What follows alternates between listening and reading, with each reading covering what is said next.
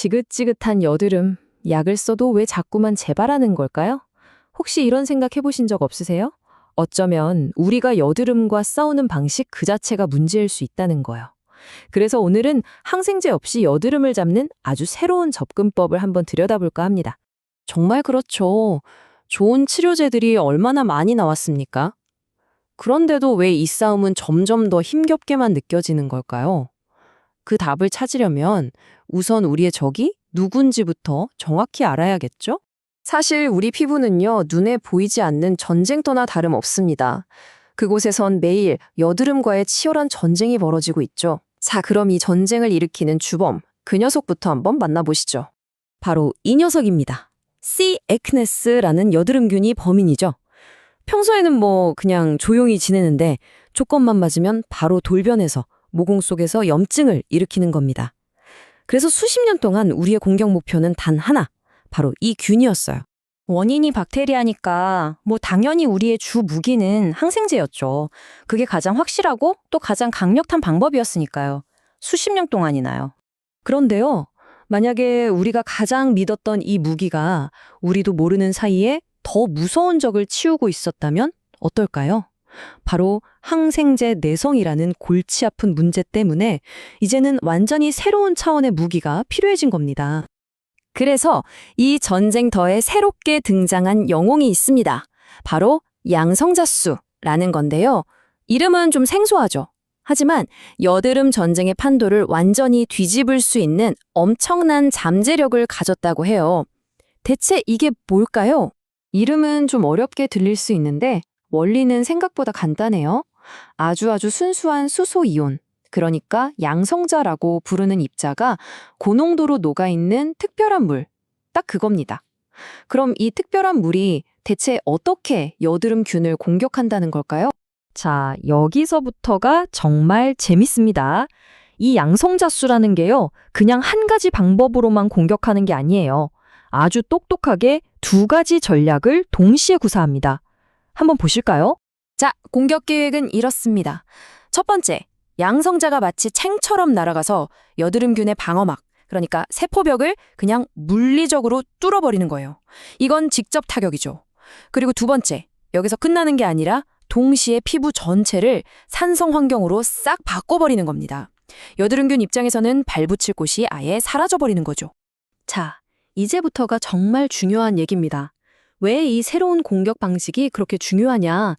이걸 기존의 항생제랑 비교해보면 그 차이가 확 드러나거든요. 두 방법의 차이를 이렇게 생각해 보시면 아주 쉬워요. 항생제는 아주 정교하게 만든 열쇠로 박테리아라는 자물쇠를 따고 들어가는 방식이고요. 양성자소는 아예 그 자물쇠가 있는 집 자체를, 그러니까 박테리아가 사는 환경을 통째로 바꿔버리는 방식입니다. 그러니까 기존 항생제는 작동 방식이 굉장히 정교하고 어떻게 보면 우아하기까지 해요. 특정 자물쇠에만 딱 맞는 열쇠처럼 박테리아가 살아가는 데 필요한 특정 기능 하나만 콕 집어서 멈추게 하는 그런 원리죠. 근데 여기서 문제가 생기는 거예요. 박테리아도 바보가 아니거든요. 살아남으려고 계속 진화합니다. 만약에 이 똑똑한 박테리아가 우리가 가진 열쇠에 안 맞게 자물쇠 모양을 슬쩍 바꿔버리면 어떻게 될까요? 네, 바로 이게 우리가 슈퍼버그라고 부르는 현상입니다. 우리가 만든 열쇠가 더는 먹히지 않도록 스스로 유전자를 바꿔버린 훨씬 더 강력해진 박테리아, 그게 바로 슈퍼버그죠. 반면에 양성자수의 공격은 이런 비유가 딱 맞아요. 열대 식물을 남극에서 살게 하려는 것과 같다는 거죠. 식물이 아무리 스스로를 바꾸려고 해봤자 주변 환경이 남극인데 어떻게 살겠어요? 박테리아도 마찬가지입니다. 피부 환경 자체가 생존이 불가능한 곳으로 바뀌어버리면 이건 적응하고 자시고 할 방법이 없는 겁니다. 결국 장기적으로 봤을 때 그 결과는 완전히 달라집니다.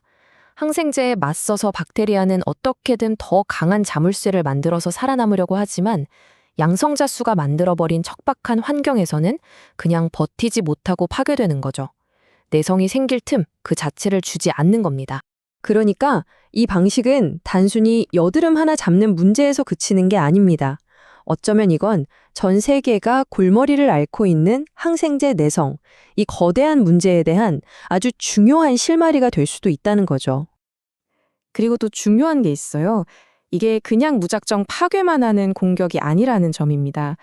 피부를 가장 건강한 상태, 그러니까 약산성인 pH 4.5에서 5.5 사이로 되돌려 놓거든요. 이건 결국 피부 본연의 방어력을 키워주는 거예요. 나쁜 균만 죽이고 끝나는 게 아니라 건강한 환경을 다시 만들어주는 거죠. 자, 다시 한번 핵심만 정리해 볼까요? 이건 생물학적인 열쇠가 아니라 물리화학적인 충격에 가깝습니다. 세포벽을 직접 부수고 또 걔네들이 사는 환경을 완전히 바꿔버리죠. 바로 그렇기 때문에 박테리아가 적응하고 진화하는 그 순환의 고리 자체를 끊어버릴 수 있는 거예요. 이게 바로 슈퍼버그를 만들지 않는 핵심 원리입니다. 그래서 마지막으로 이런 질문을 던져보게 됩니다. 어쩌면 미래의 의학은 특정 병균을 잡기 위한 더 정교한 열쇠를 찾는 것보다 애초에 병균이 살 수 없는 건강한 환경을 만드는 것에 더 집중해야 하는 게 아닐까요? 이 작은 여드름균과의 싸움이 우리에게 던지는 질문, 생각보다 그 스케일이 훨씬 큰 것 같습니다.